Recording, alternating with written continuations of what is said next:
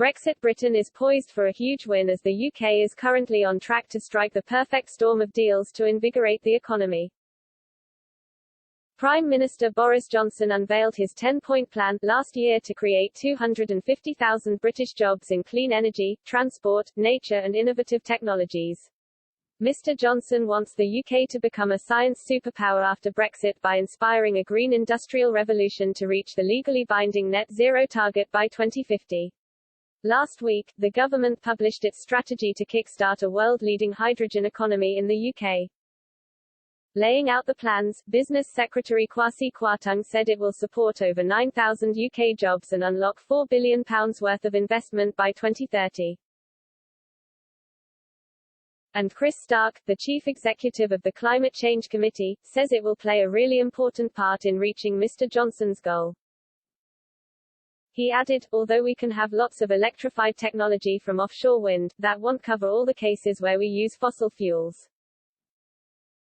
There are other areas where hydrogen might play a role, like in our homes for heating, and we might use it for transport as well. The important thing is we need to start that process, building the industry and the demand. There will be a point in the next 20 years where we have an excess supply of offshore wind and we can credibly generate lots of hydrogen. Hydrogen can be made either using methane, with the emissions captured and stored, classed as blue, or through electrolysis, considered green, if renewable electricity is used. Blue hydrogen has received criticism after a study claimed it could be dirtier than gas or coal. But Mr. Stark says its capabilities will evolve. He said, blue hydrogen has a role, we call it a bridge to that world in the future when we have lots of green hydrogen supply. Over the next 15 to 20 years it's really important that if we are going to use hydrogen in that way we minimize the emissions that go with that. That's something we think can be done and I think the government strategy is pretty good on that. Kwasi should be congratulated for thinking about it.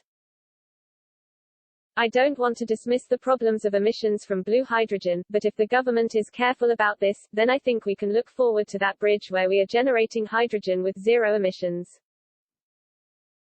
The United Nations UN Climate Change Conference, known as COP26, is less than 3 months away from being held in Glasgow, Scotland.